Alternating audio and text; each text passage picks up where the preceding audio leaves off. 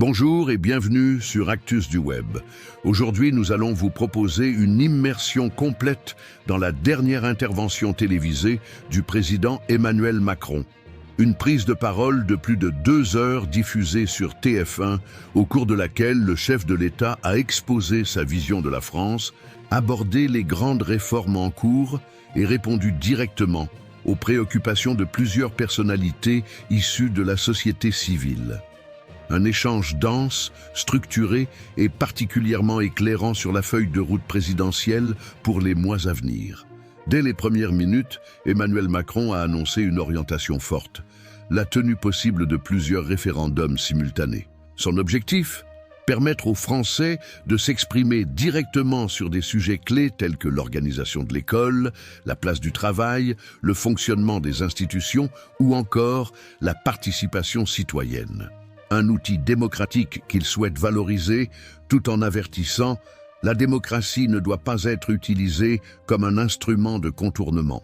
À noter, la question de l'immigration, souvent évoquée, ne sera pas soumise à consultation car jugée trop complexe pour un simple oui ou non. Le président a également tenu à rappeler que la réforme des retraites n'était plus à l'ordre du jour. Cette réforme, adopté après un processus démocratique complet, s'applique. Il s'agit selon lui d'un choix difficile, mais nécessaire pour assurer la pérennité du système de retraite par répartition. Face à Sophie Binet, secrétaire générale de la CGT, il a insisté.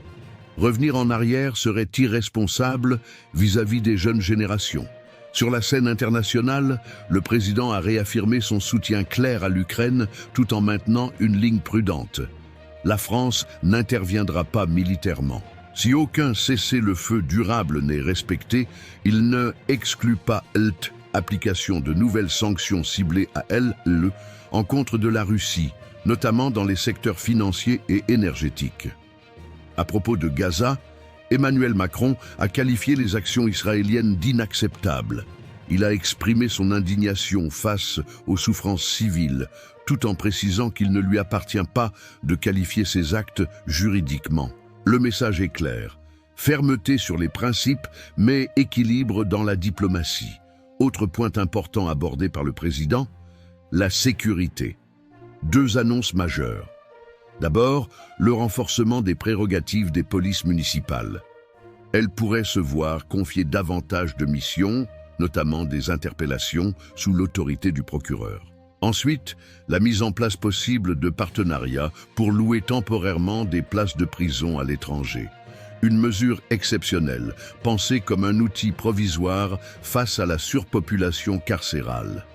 Le président rappelle cependant que la France continue de construire de nouveaux établissements pénitentiaires sur son territoire. Emmanuel Macron a aussi pris le temps d'évoquer un sujet humain, intime, mais fondamental, la fin de vie. Le projet de loi continue de faire débat. Si le Parlement ne parvient pas à un consensus, un référendum national pourrait être organisé. Le président appelle à un débat digne, apaisé, respectueux des convictions de chacun.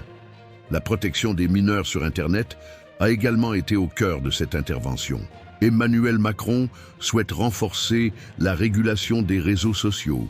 Il appelle à mettre en place un système de vérification de l'âge obligatoire pour éviter que les plus jeunes ne soient exposés à des contenus inadaptés. Il propose aussi de renforcer les outils de contrôle parental. Tout cela dans le cadre d'une régulation concertée à l'échelle européenne. Son constat est simple, on ne peut plus laisser les enfants seuls face à des algorithmes. Dans un moment plus convivial, le président a échangé avec l'influenceur Thibaut InShape sur l'avenir du sport et de la jeunesse. 3 axes ont été mis en avant. D'abord, l'instauration de 30 minutes de sport obligatoire chaque jour à l'école primaire. Ensuite, le déploiement de 5000 équipements sportifs de proximité. Et enfin, la préparation des Jeux olympiques et paralympiques, vue comme une opportunité unique pour mobiliser la jeunesse et renforcer l'esprit d'équipe à l'échelle nationale. Concernant l'industrie et l'emploi, Emmanuel Macron a été interrogé sur la situation d'ArcelorMittal. Il a exclu toute idée de nationalisation, préférant privilégier des mesures de sauvegarde européennes, notamment des barrières commerciales, contre les importations d'acier déloyales. Il a aussi évoqué des solutions concrètes pour les salariés concernés, notamment la formation et l'accompagnement dans des parcours de reconversion. Sur le plan budgétaire, le chef de El Seta a été clair. Il n'y aura pas de nouvel impôt. La trajectoire retenue est celle de la baisse des dépenses publiques, mais de manière responsable, sans toucher aux piliers essentiels que sont la santé, l'éducation ou la sécurité. Il a également réaffirmé que la fiscalité restait une compétence du Parlement, ce qui exclut un référendum sur les impôts ou la dette. Un autre sujet d'importance a été abordé. La santé mentale des jeunes. Le président a reconnu que la crise du Covid a laissé des séquelles psychologiques profondes chez de nombreux adolescents. Il annonce le renforcement du soutien psychologique dans les établissements scolaires, un accès facilité aux consultations spécialisées et une meilleure formation des enseignants pour repérer les signaux d'alerte dès les premières difficultés. Enfin, sur la question sensible de la laïcité dans le sport, Emmanuel Macron a rappelé que la règle de neutralité s'applique dans les compétitions officielles, mais qu'elle ne s'étend pas à la pratique sportive quotidienne. Le port de signes religieux dans les clubs pour les entraînements reste donc autorisé. Il appelle à une laïcité de respect et de cohésion, fidèle à l'esprit républicain. En conclusion, cette intervention du président de la République a permis de tracer une feuille de route ambitieuse pour les mois à venir. Sécurité, jeunesse, santé, travail, démocratie. Chaque sujet a été abordé avec précision, dans une volonté d'écoute et de dialogue. Emmanuel Macron a réaffirmé son engagement à agir, tout en continuant d'ouvrir le débat sur les grandes questions de société. Merci d'avoir suivi cette analyse complète sur Actus du Web. N'hésitez pas à vous abonner, à liker cette vidéo et à partager votre avis en commentaire. À très bientôt pour une nouvelle analyse.